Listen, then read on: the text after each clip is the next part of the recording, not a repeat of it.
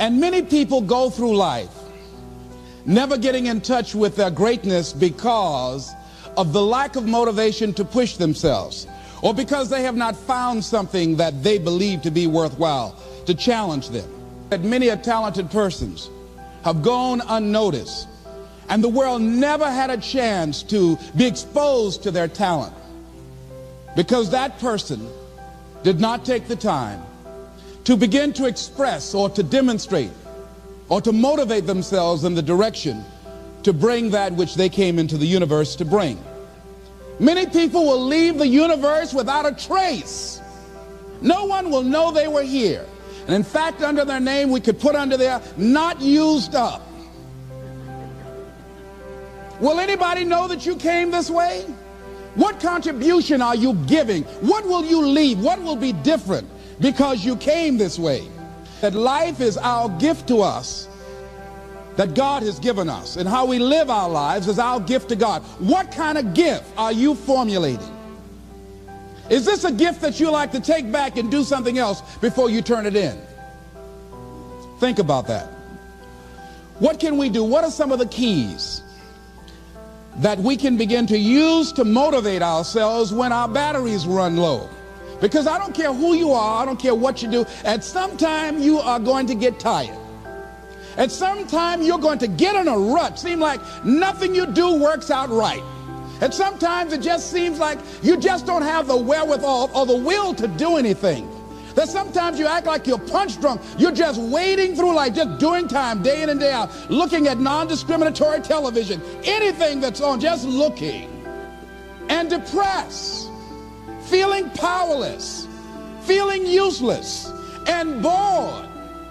What do you do? How do you get yourself out of a rut? How do you, when you know you can do more than what you've been doing and you're not doing it and you're discontent with where you are, you get angry at yourself. How do you get out of that rut? How do you motivate yourself? One of the things that we must do is that we must be involved in working on achieving self-mastery. You must work on yourself continuously. Never be satisfied with yourself. Always know that as you invest the effort and time on you, that's the greatest ability that human beings have above animals. See, a dog can't be anything but a dog. Tree can't be anything but a tree. Human being, you've got unlimited potential. You can put effort on you, and by concentrating on you and developing you, you can transform your life wherever you are right now. So you want to work on yourself. You want to read books that inspire you and motivate you. You want to listen to tapes over and over and over again. And I suggest that you listen to tapes when you first get up in the morning. You want to control the spirit of your day. When you first wake up in the morning, your mind is operating at 10.5 wave cycles per second. That's when the subconscious mind is most impressionable. Whatever you hear in the first 20 minutes when you wake up, that will affect the spirit of your day. When you listen to tapes, listen with relaxed belief, believing that this can happen for you. And by listening to them, listen to them over and over and over again, and you will get a breakthrough. You can listen to the same tape for months, and all of a sudden you hear something you never heard before. It have a special meaning for you. Or read the same book over again, and you find some special insight. You said, I can't believe I didn't see that the first time. So you want to be involved in developing yourself. Most people won't do that. Most people won't take that kind of effort and invest that kind of energy in themselves, because they will fall prey to that conversation within. Oh, don't do that. You don't have time. You're too busy. You're too caught up in the rat race. Most people won't do that. Well, they won't take time to go to lectures. They won't take time to go to seminars. They won't take time to go to classes to improve themselves. And as you continue to work on yourself, you will begin to expand your vision of yourself. You'll begin to work towards self-mastery. And you will begin to see it reflect itself in all the dimensions of your life, your mental life, your physical life, your social life, in your relationships, your monetary life. So concentrate on developing yourself. Because if you don't, I guarantee you that you will make a settlement. And most people have. And most of us already have. What kind of settlement have you made with your life? Many of us are making in-life settlement. We're settling for less than what we actually deserve. We don't feel good about it, but we make it work in our minds. We'll come up with some kind of excuse to make it all right.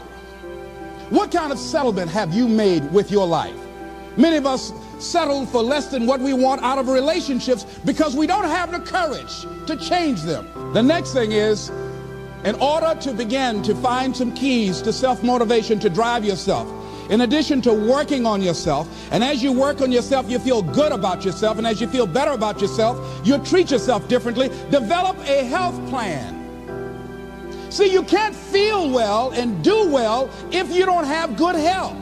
You can't perform if you don't have your health. Your health is valuable.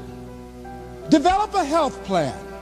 A plan that you will follow, because this is the only vehicle that you have to carry you through this experience called life. And you want to take good care of it because you love you enough. You care enough about you. And that's not easy.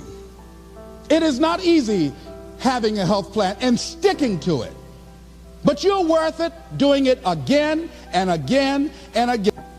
Next thing is, as you take care of yourself, the next key is keys to motivation, to self-motivation. You want to live life with energy and passion. You want to make a conscious effort to be lively. See, in life, you either saying hello or goodbye. You either on the way or in the way. You want to be happy. You got a lot to be thankful for. But you watch some of the faces around you every day. And I tell you, some of these faces, they will put you in a depressed state of mind. So you want to avoid these kind of faces. When you see them coming, turn your head. The things that you say to yourself, you want to watch them, and in watching them, you want to take charge. So you've got to learn to stand up to yourself inside yourself and short circuit, override that conversation that's always going on. 85% of what that conversation will tell you is negative. It's negative. It will tell you you're tired when you really are not tired. It will tell you you can't do it. It will fill you with fear.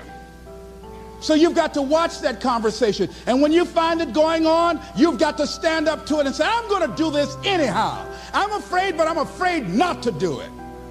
And I'm not going to let you stop me. The biggest challenge that you will have in life is you. There's an old African proverb that says, if there's no enemy within, the enemy outside can do us no harm. The next thing that is a key to self-motivation is that you've got to ask yourself, what do I want out of life? What do you want out of life? What do you want out of a job? What do you want out of a career? What do you want out of a relationship? What do you want? What gives you your life? How will you know when you got it? What will make you happy? You need to know. You need to start asking yourself some questions. What do I really, really, truly want? You need to be exact about that. Don't be vague. Oh, I just want to be happy. That's too vague. What will make you happy? How will you know when you got it? Zero in on it. Be exact. Be specific. And as you do that, that will stimulate that superconscious mind, or the reticular activating system of your mind, that will begin to find those things, to identify with it. And once you begin to determine that which you want, take the time to write it down. Don't just think about it. Write it down. That is a subjective process that engages the subconscious mind. Write it down. Once you write it down, read it 3 times a day, morning, noon, and night. Why is that important? Because what it will do, it will cause you to focus. It will cause you to concentrate. When that other conversation is going on telling you what you cannot do, telling you all of the impossibilities and all of the obstacles, your concentrating will begin to create a larger vision within yourself, and you start looking for and seeing some new opportunities. You start creating some openings for yourself. As you begin to read that every day, day in and day out, that will make you focus. That will discipline your thinking.